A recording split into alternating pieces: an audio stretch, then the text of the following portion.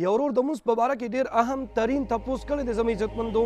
دی وایي چې انسان په مونځ باندې ولاړي او د غلطۍ نه تش رکات ډک وکړي یا د غلطۍ نه ډک رکات تش وکړي، نو آیا په دې انسان باندې سجده سهو لازمیږي او که نه؟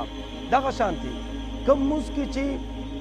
دوه اتحیات دي، دوه قیدې وي پکې، نو دا لومبني اتحیات چې وي که نه لومبنی قیده په دویم رکعت چې کله انسان ناست وي نو سبق خو تر عبده ورسوله پورې وي که نه، بیا پاسېدل وي بیا ودرېدلي، نو انسان وایي د غلطۍ نه پکې اللهم صل وایي، درود شریف پکې وایي، نو په دې انسان سجده سهو لازمیږي او که نه؟ دا دواړه مسلې درته زه په دې ویډیو کې بیانوم. ویډیو لازمي وګورئ ښه زما عزتمندو، دا ډېر اهم مسایل دي او دا صورتونه دا غلطۍ هر چا نه کیدی شي. ګورئ نن سبا خو زموږ په مونځ کې دومره 800 سوچونه وي، ولاړ به په مانځه کې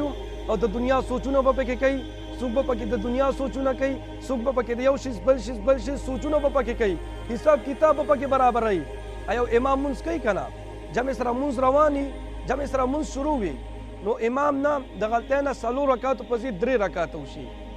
امام خپل هم شکي شي چې 3 رکعاته مې وکړل او که 4 رکعاته مې وکړل،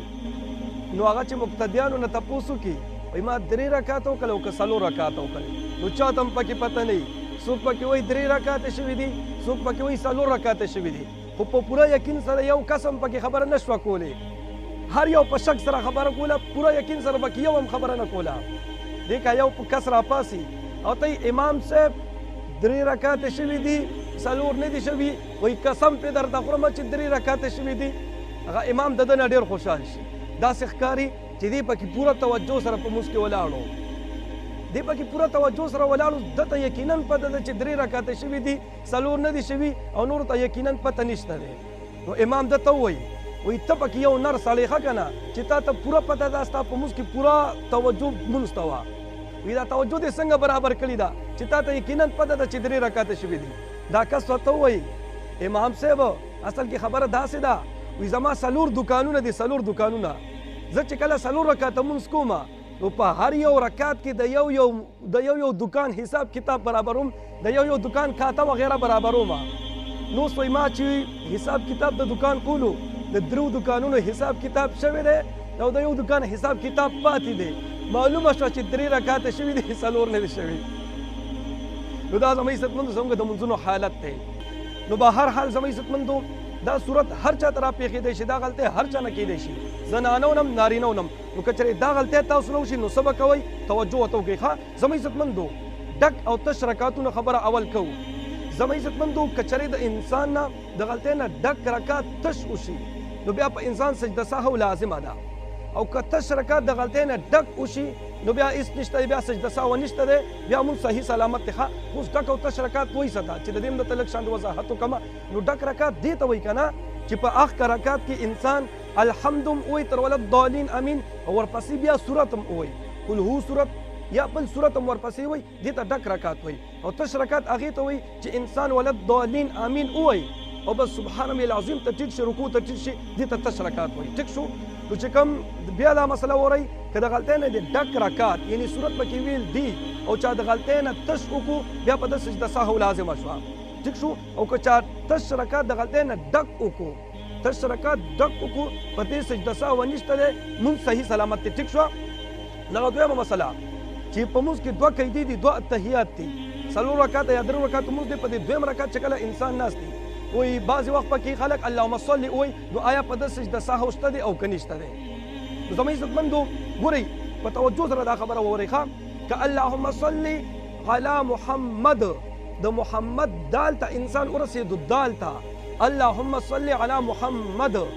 تر دې سبق ورسولو، بس اوس په ده سجده سهو لازمه شوه. که محمد ته رسېدلی دی یا سبق د دې نه زیات ویلی دی،